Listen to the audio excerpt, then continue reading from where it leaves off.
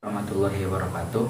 Perkenalkan, saya Mansur Rizal, peserta PG Daljab kategori 2 tahun 2002 LPTK Universitas Negeri Medan.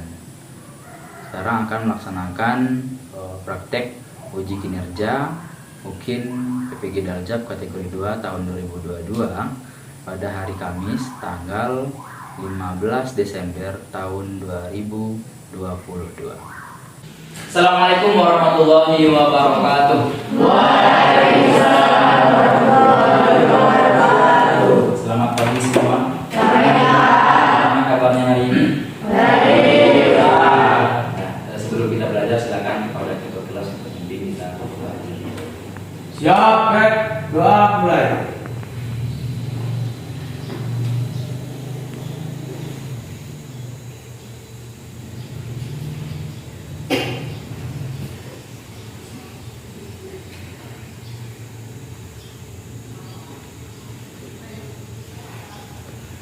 Selesai. Ada yang masih ingat materi kita sebelumnya? Ada. Siapa yang masih ingat materi kita sebelumnya? Ayo, silakan Alifi. Yang pertama ada pengertian AMDAL. AMDAL yaitu analisis mengenai dampak lingkungan, adalah kajian mengenai dampak besar dan penting suatu usaha dan atau kegiatan yang direncanakan pada lingkungan. Oke, bagus. Ada lagi? Saya Pak, Ya, silakan. saya ingin menjelaskan tentang fungsi AMDAL. Fungsi AMDAL adalah sebagai pencegahan kerusakan dan pencemaran lingkungan hidup. Oke, bagus. Ya, silakan. Saya ingin menjelaskan tentang tujuan AMDAL.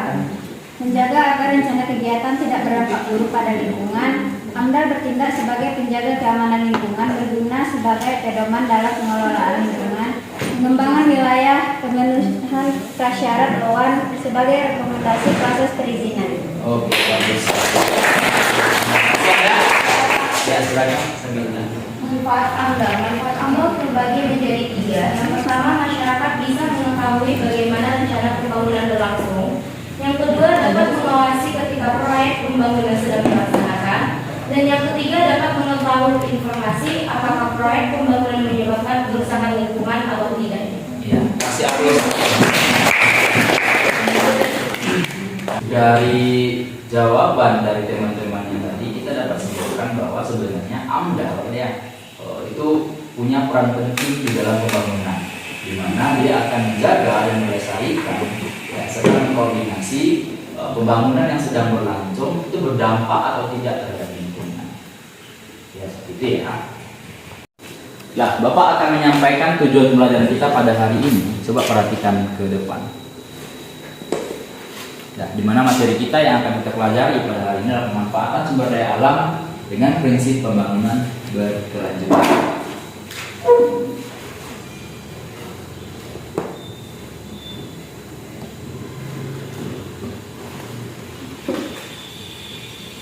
Tujuan belajar kita pada hari ini ya, peserta didik mampu menganalisis bentuk-bentuk pemanfaatan sumber daya alam. Ya, peserta didik mampu mengidentifikasi pemanfaatan sumber daya alam dengan prinsip-prinsip pembangunan berkelanjutan. Lalu peserta didik memahami pemanfaatan sumber daya alam dengan prinsip-prinsip pembangunan berkelanjutan. Untuk materi kita pada hari ini, yaitu yang pertama tentang konsep pembangunan berkelanjutan, yang kedua tentang pemanfaatan sumber daya alam dengan prinsip-prinsip pembangunan berkelanjutan. Di mana dalam pembelajaran kita, yang pertama yang akan kita lakukan adalah pembagian kelompok diskusi. Ya, yang kedua diskusi kelompok. Yang ketiga presentasi hasil diskusi. Yang keempat evaluasi presentasi, apresiasi untuk kelompok terbaik. Bapak akan menyampaikan teknik penilaian kita, di mana ada 2 teknik penilaian, yaitu penilaian individu dan penilaian kelompok. Yang kedua, diskusi kelompok, lalu presentasi dari kelompok. Jadi untuk diskusi dan presentasi juga akan dinilai. Jadi masing-masing kelompok akan melaksanakan penilaian, mencatat kekurangan dan kelebihan kelompok lain. Nah, sekarang kita sudah dibagi menjadi 6 kelompok, di mana masing-masing kelompok kan sudah menggunakan 4 sampai 5 orang. Jadi kita akan bisa melakukan diskusi kelompok tadi, di mana setiap kelompok akan mendapatkan permasalahan-permasalahan yang berbeda di dalam LKPD-nya, untuk nanti akan dibahas dan didiskusikan di kelompoknya masing-masing. Setelah hasil diskusi, ya, jika memang ada kebuntuan, nanti silakan bertanya kepada Bapak atau mencari referensi di internet maupun di bahan acara. Lalu setelah selesai, kita akan mempresentasikan kelompok, ya, hasil diskusi tersebut di depan kelas. Nah, dengan kita belajar hari ini, seharusnya kita dapat manfaat belajarnya. Kita harus mengetahui bentuk-bentuk pemanfaatan sumber daya alam dengan prinsip-prinsip pembangunan berkelanjutan serta mengimplementasikannya dalam kehidupan sehari-hari. Memanfaatkan sumber daya alam dengan rasa ingin tahu, tanggung jawab, disiplin, bersikap jujur, pantang menyerah, mampu berkomunikasi dan bekerja sama dengan baik. Oke. Ada yang tahu apa itu pembangunan berkelanjutan? Ya, silakan. Pembangunan berkelanjutan adalah proses pembangunan lahan, kota, bisnis, masyarakat yang berprinsip memenuhi kebutuhan sekarang tanpa mengorbankan pemenuhan kebutuhan generasi masa depan. Oke. Ada yang ingin menambahkan? Ya, silakan. Pembangunan berkelanjutan artinya memperhatikan dan mempertimbangkan dimensi lingkungan hidup untuk memperbaiki kerusakan lingkungan hidup. Bagus sekali. Ada yang ingin menambahkan lagi? Saya Pak. Silakan. Pembangunan berkelanjutan adalah pembangunan yang memenuhi kebutuhan hidup masa sekarang dengan mempertimbangkan kebutuhan hidup generasi mendatang. Ya, bagus sekali. Nah, dari jawaban teman-temannya kita tadi, bahwa kita dapat menyimpulkan bahwa pembangunan berkelanjutan itu adalah proses pembangunan yang berprinsip memenuhi kebutuhan sekarang tanpa mengorbankan pemenuhan kebutuhan generasi masa depan, dan memperhatikan dan mempertimbangkan dimensi lingkungan hidup untuk memperbaiki kerusakan lingkungan hidup tersebut. Jadi dengan pemanfaatan tadi, ya, makanya pembangunan berkelanjutan ini harus ada di dalam pemanfaatan sumber daya alam. Nah, sebelum kita masuk ke selanjutnya, Bapak akan memutarkan, menayangkan sebuah video. Ya, Bapak akan menayangkan video tentang pemanfaatan sumber daya alam dan prinsip pembangunan berkelanjutan. Silakan. Selamat datang di Gravija. Kali ini kita akan membahas mengenai pemanfaatan sumber daya alam dengan prinsip pembangunan berkelanjutan. Yang pertama adalah pengertian pembangunan berkelanjutan.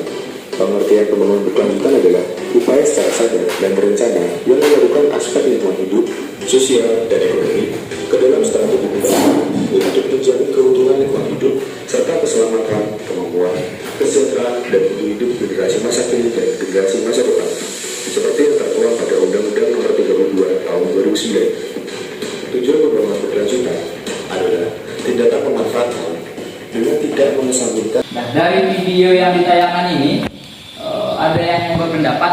Nah, silakan, Mas.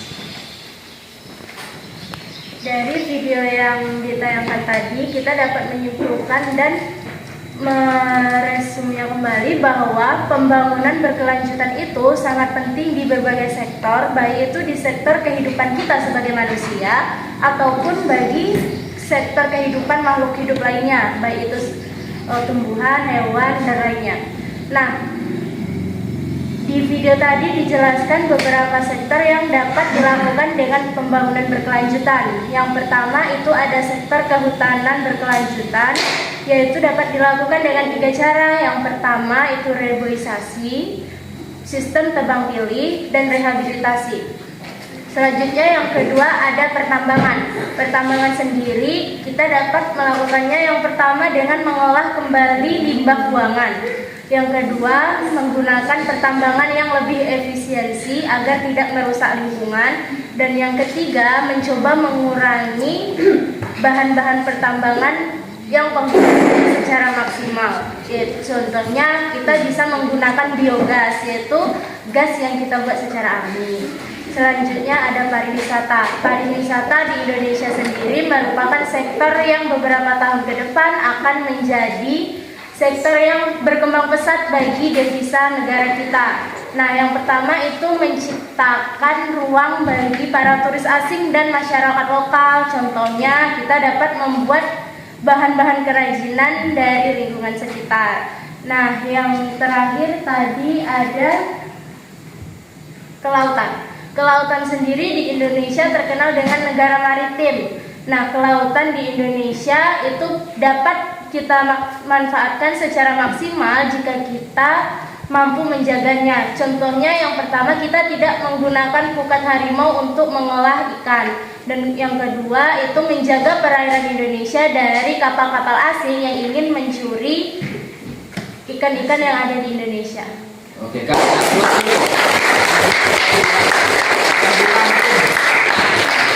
Ini sudah kali di sama Mas Roro ya. Nah, memang seperti itu ya. Dengan agenda kita tadi seperti itu. Setelah video itu kita dapat melihat bahwa ternyata pembangunan berkelanjutan itu punya dampak dan ini segala macam untuk memanfaatkan sumber daya alam. Jadi dengan memanfaatkan sumber daya alam ini kita harus tahu bagaimana cara kita memanfaatnya itu. Jadi dalam bentuk-bentuknya tadi ada bentuknya di dalam kehutanan berkelanjutan, apalagi gitu ya, pertambangan berkelanjutan, kelautan dan pariwisata berkelanjutan. Jadi baiklah, itu dia ya, bagus sekali. Kasih hapus dulu. Baiklah, dengan uraian tadi kita harus bersyukur bahwa sumber daya alam yang melimpah itu kita harus manfaatkan dengan baik. Ya, dengan seperti itulah nikmat Allah akan berlimpah untuk kita semua. Ya, bisa kira-kira dipahami? Baiklah, kita akan melaksanakan diskusi, di mana diskusi itu akan menjawab pada LKPD-nya masing-masing. Bapak akan membagikan LKPD-nya di kelompoknya masing-masing.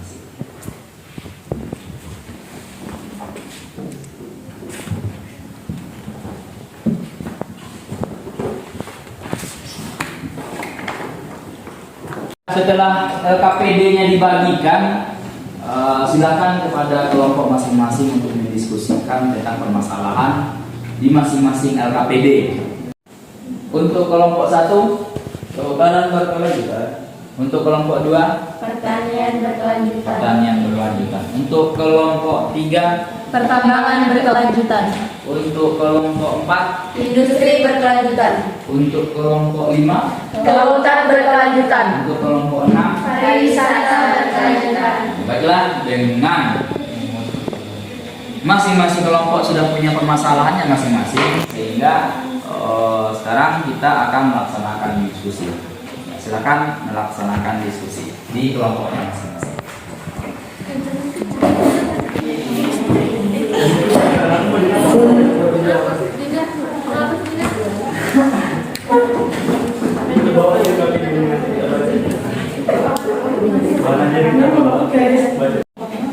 Ada kelompok yang kesulitan? Ya, silakan kelompok. Oh.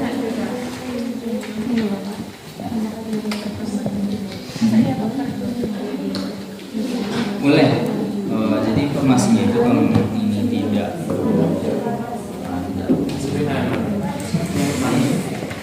harus ditambah. Silakan cari informasinya.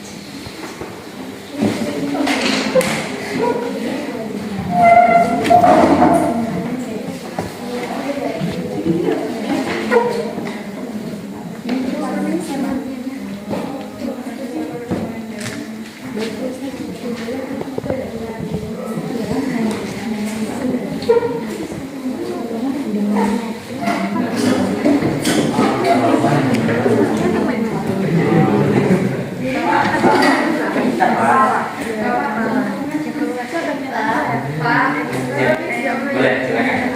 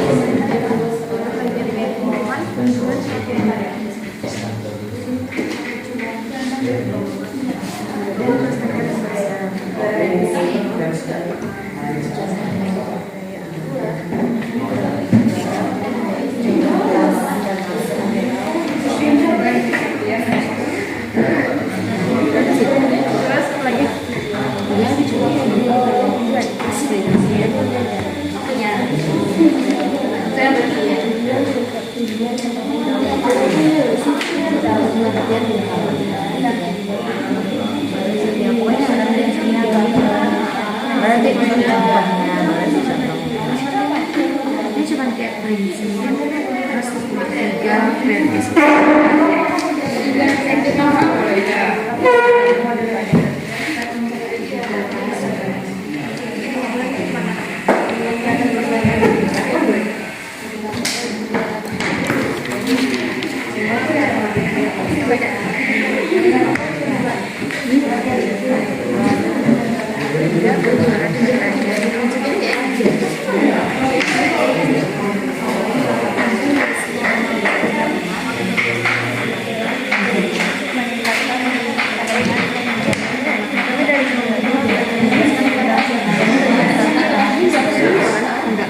Kita begitu aja.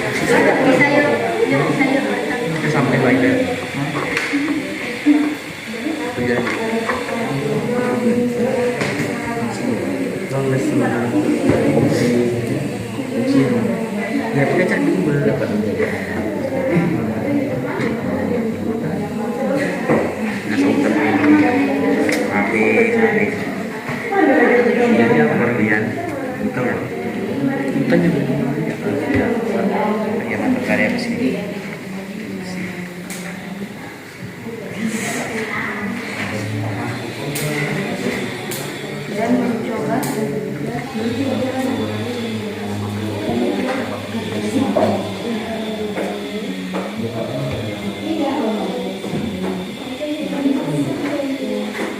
dari masyarakat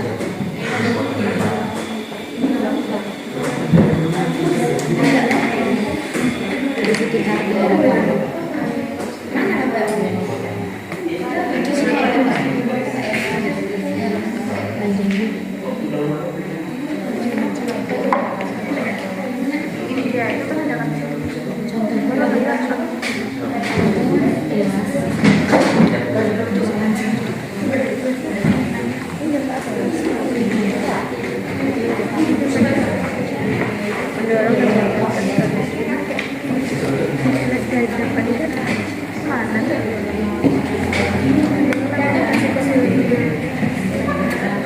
Ini positif. Mana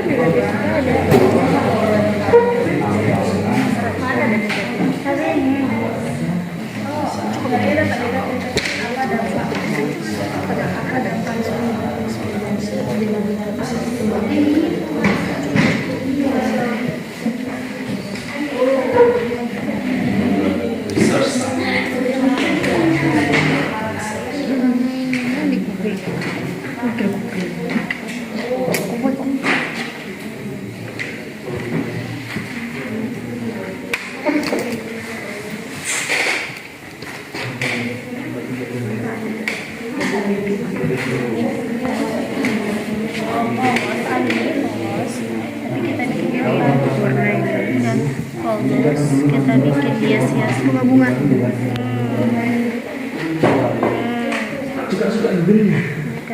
Kasih bunga. Ini kan. Ya, gini ya. Oke.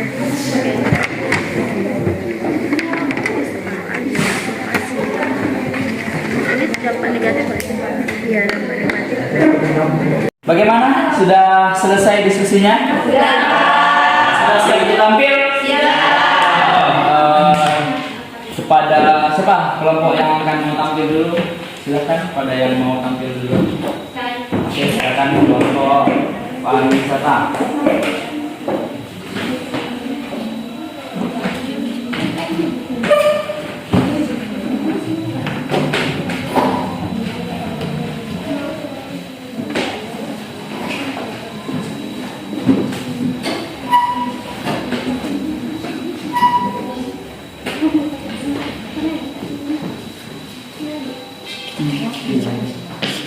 Assalamualaikum warahmatullahi wabarakatuh. Waalaikumsalam warahmatullahi wabarakatuh. Kami dari kelompok 6 akan menampilkan hasil diskusi kami tentang pariwisata berkelanjutan, di mana akan dijelaskan oleh teman kami Mas Sururo. Kepada Mas Sururo dipersilakan. Saya akan menjelaskan pengertian dari pariwisata positif dan dampak negatif.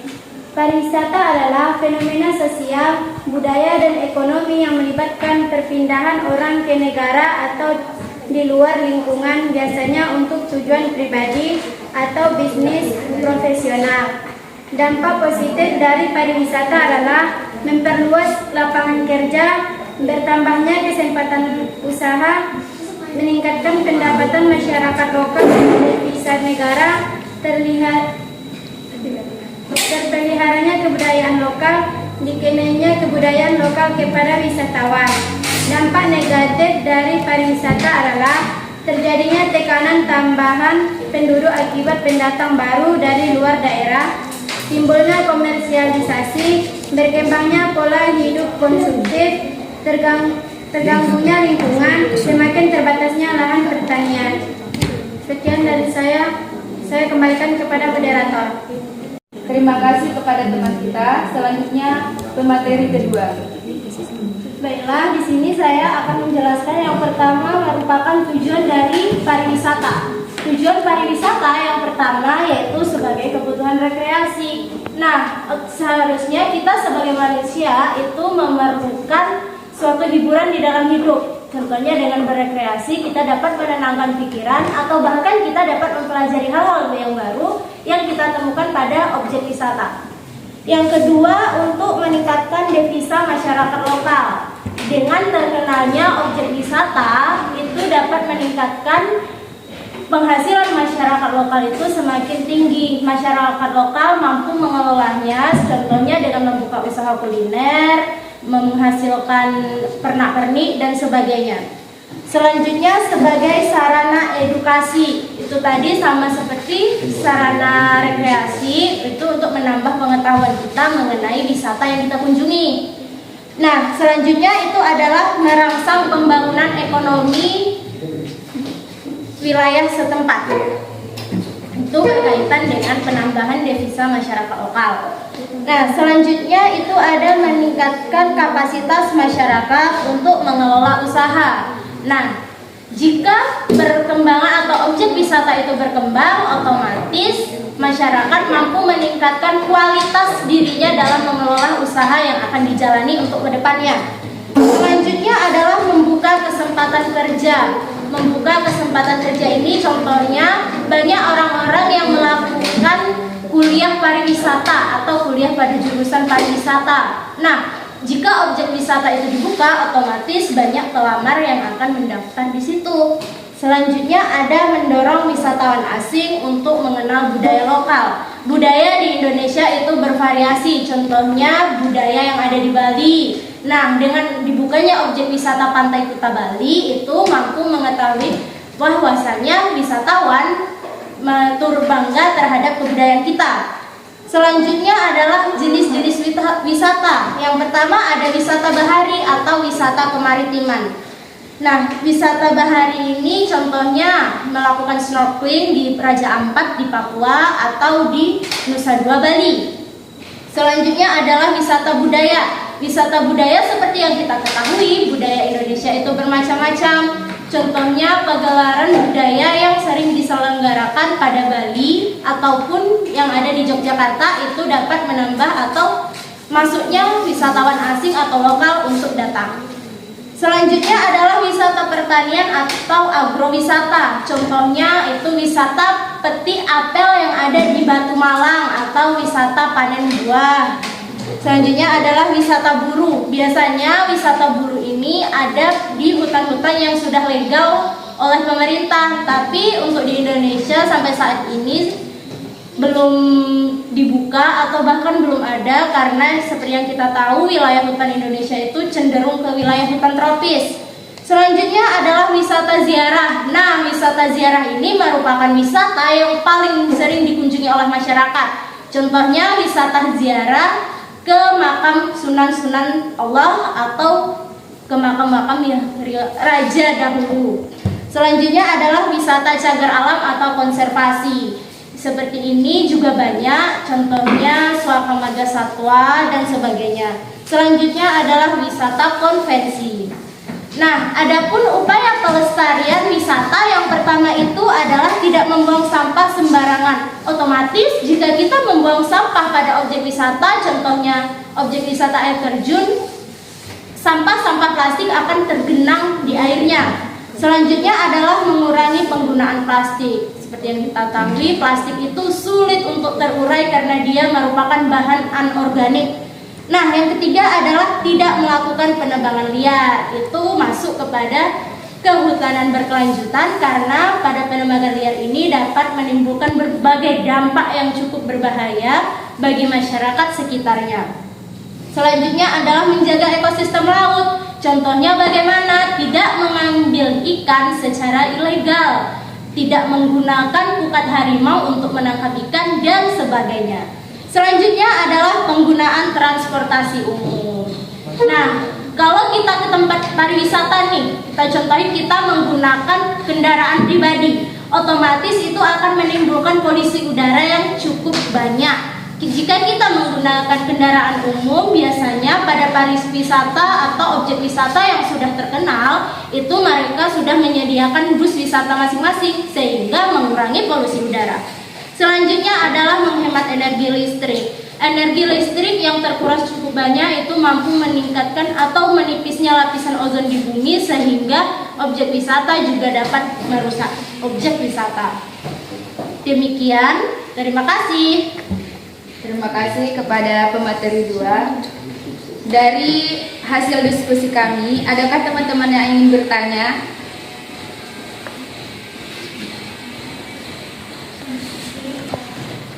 Saya ingin bertanya, apa yang menjadi kendala utama pengembangan industri pariwisata di Indonesia?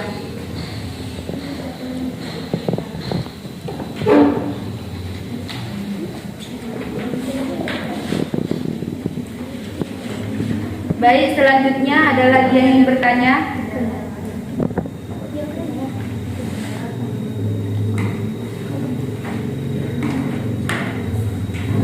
Ada lagi, 1 orang lagi ya. Maksimal 2 orang.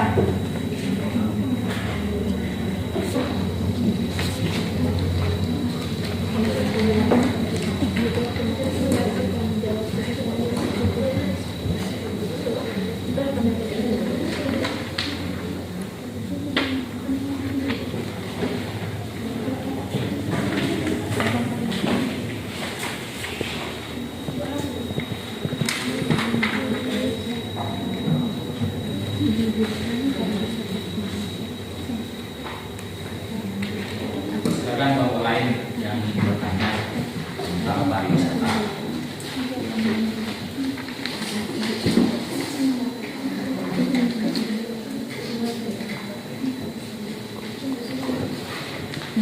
Jika tidak ada yang bertanya, saya akan menjawab pertanyaan dari kelompok 5. Nah, kendala yang dialami untuk membuka objek wisata itu yang pertama adalah izin dari pemerintah.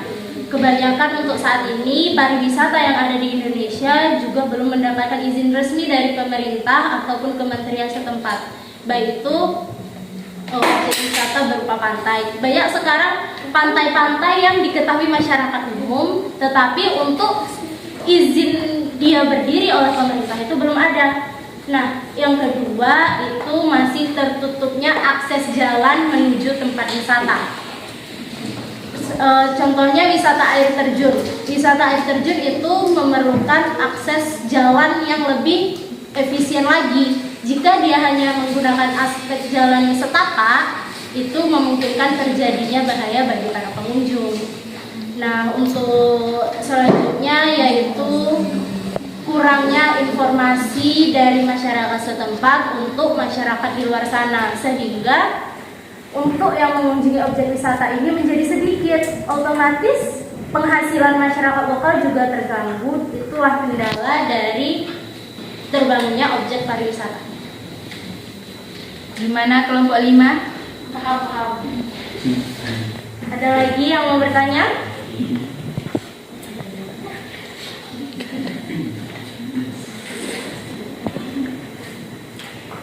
Baiklah, kalau sudah tidak ada yang ingin bertanya, kami dari kelompok 6 pamit undur diri. Sekian dari kami. Assalamualaikum warahmatullahi wabarakatuh. Baiklah, aplaus untuk kita semua. Nah, dari penampilan dari kelompok yang tadi ya, semua yang tampil nanti mempresentasikan hasil diskusinya. Ada yang ingin menyampaikan kesimpulan, silakan.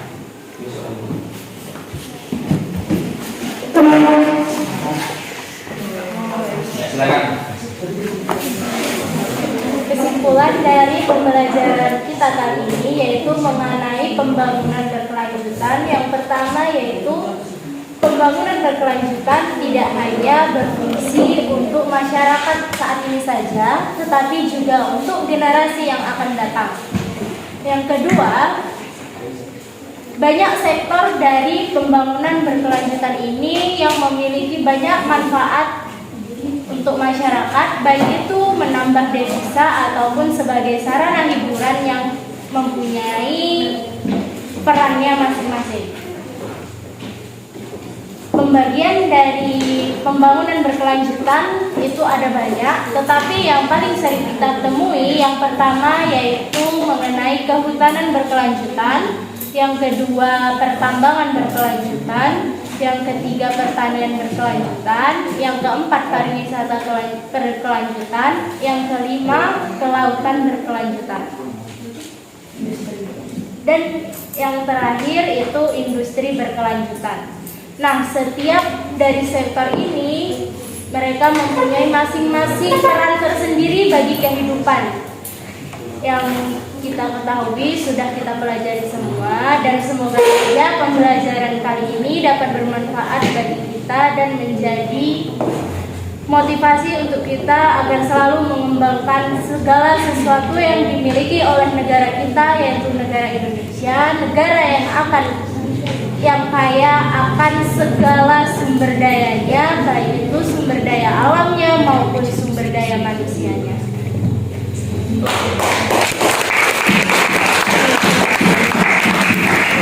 Untuk selanjutnya, karena kita sudah di akhir semester, jadi minggu depan kita akan melaksanakan ujian semester. Jadi silakan persiapkan diri, ya silakan ulang lagi materi yang sudah kita pelajari pada semester ini. Ya. Ada pertanyaan? Siap, tidak. Oke, tidak ada. Kita akan tutup ya. Terima kasih. Pembelajaran kita pada hari ini sudah selesai. Maka harap pada ketua kelas untuk berdoa. Siap, Greg. Doa mulai.